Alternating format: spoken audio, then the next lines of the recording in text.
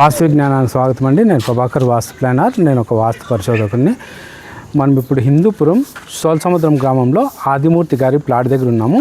ఇది ఈశాన్యం బ్లాక్ అండి. ఉత్తరంలో ఒక రోడ్డు ఉంది. ఇది మెయిన్ రోడ్డు, హిందూపురికి పోయే రోడ్డు. ఇది పోయేసి దక్షిణానికి పోతే మెయిన్ రోడ్డు వస్తుంది, హిందూపూర్ రోడ్డు. ఇది వచ్చేసి తూర్పులో రోడ్డు చూడండి.